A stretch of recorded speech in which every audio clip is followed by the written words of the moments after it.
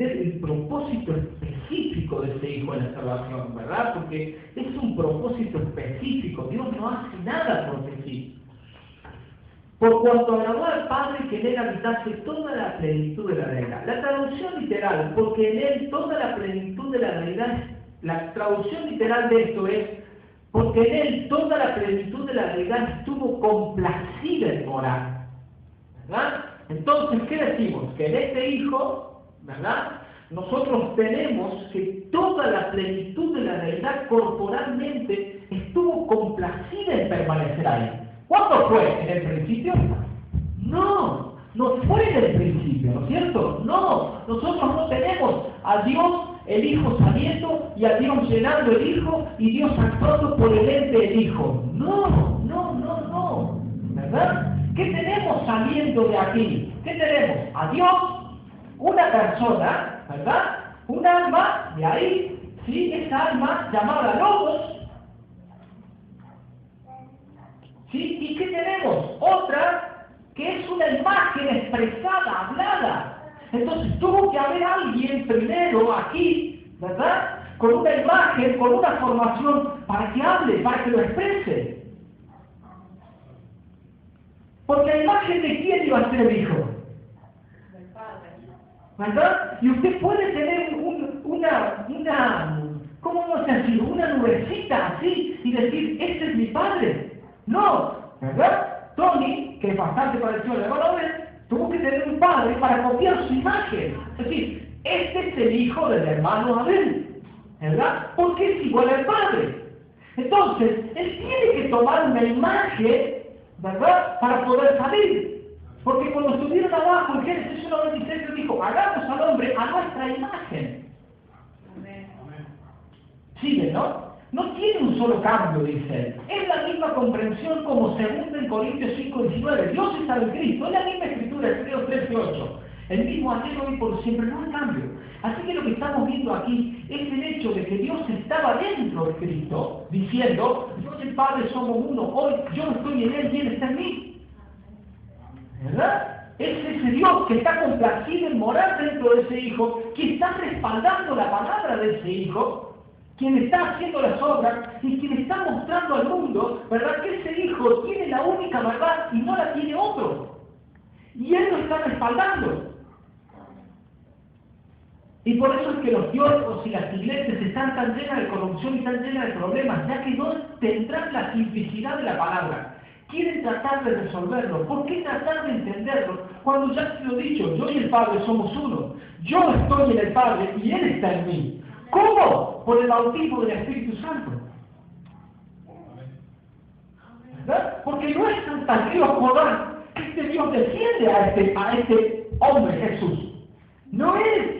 No tenemos un registro escritural, inclusive en el Antiguo Testamento. Usted no tiene casi registro del Hijo. Son muy pocas las escrituras, ¿verdad? Donde David dice, mi hijo eres tú, me has engendrado hoy, el cetro de David, ¿verdad? Y él habla, te pondré por estar. Son muy pocas las escrituras donde se hace mención de este Hijo. ¿Por qué? Porque este Hijo va a ser el principio de la creación, ¿verdad? De esta iglesia, donde Él va a ser la cabeza y el principado, donde Él va a hacer algo, una obra de redención por estos otros hermanos.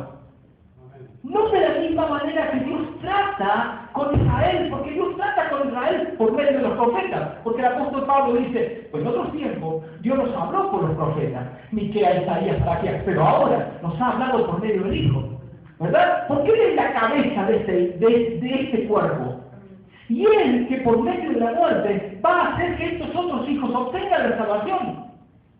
Bueno, no quiero hablar. Por el motivo del Espíritu Santo, punto. En este caso es Dios mismo, la plenitud moviéndose plenamente en una forma humana.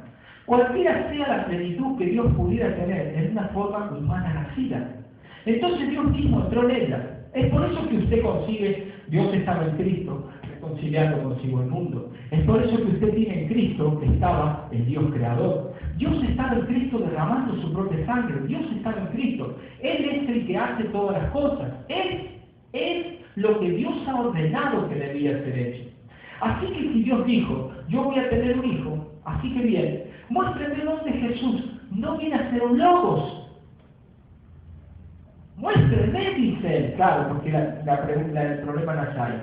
De manera que, si Dios tenía en su mente, y Dios es materialidad concreta, espiritual, lo cual está lejos más grande que la materialidad física, porque materialidad física viene meramente delante de materialidad espiritual por una palabra de poder, Dios solo hablando de esto. No se complique, porque yo sé que para ustedes se les hace complicado, pero ¿quién dice? Materialidad física, ¿por qué? ¿Qué está hablando de cuerpo?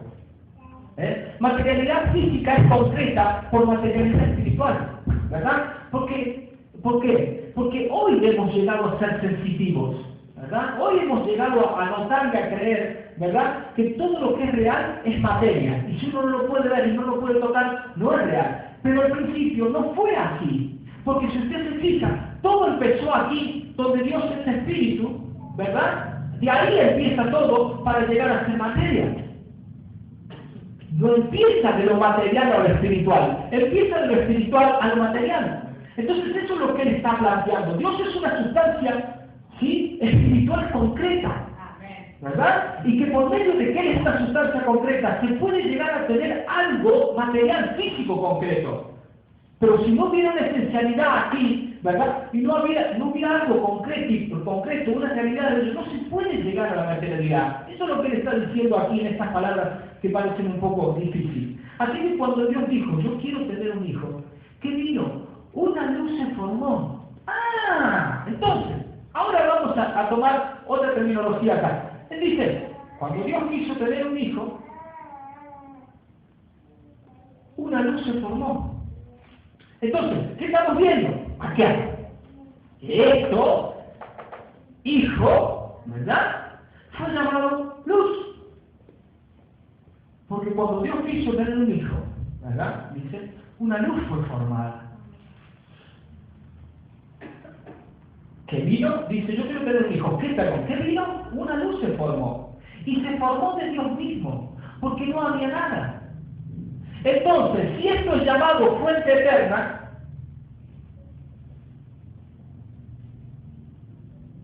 ¿verdad?, no puede ser formada de ahí. No puede ser formada de ahí porque eso es llamado fuente eterna, ¿verdad? Entonces tiene que salir algo primero, ¿verdad? Y ese algo que sale, que nosotros no hemos visto, ¿verdad?, que luego de llegar a ser, conjugar todos sus pensamientos, Dios sale de una forma para materializar esos pensamientos, ¿verdad? Lo primero que sale, que nosotros tenemos ahí, ¿qué es? Dios mismo. Miren lo que dice el hermano Branham. El hermano Branham dice, pero, dice, pensemos, sé que antes de que hubiera alguna cosa, allí había un Dios. Entonces, antes de que hubiera alguna cosa, ¿qué eso quiere decir? Estrellas, ¿qué eso quiere decir? Sol, ¿qué eso quiere decir? Tierra, ¿qué eso quiere decir? Cualquier cosa. Y a un hijo tuvo que haber algo, de lo cual nosotros vamos a decir, llamado Dios. ¿Verdad? Un objeto para ser adorado, una forma, algo, ¿verdad? Una forma que él va a tomar, que es llamada, ¿cómo? Logos. ¿Verdad? Porque no tenemos otra cosa. No hay otra cosa para formarse. No hay otra forma, no puede tomarse de otra manera. ¿Por qué? Porque primero tiene que haber estado aquí, ¿ves?, para él tomar una forma. Entonces él va a tomar una forma de ese pensamiento y él va a tomar una forma, y a esa forma él la va a llamar Dios, Jehová lo oí, algo compuesto, ¿verdad? Una cosa que es formada, no tan solamente algo menor, sino, vamos a decir, acá lo vamos a decir porque el hermano Branham lo dijo, Dios, pero podemos decir Jehová lo oí, que significa el autosuficiente, ¿verdad?, compuesto, expresado, trayendo adelante todas sus manifestaciones y todas sus características, algo complejo, ¿verdad? No que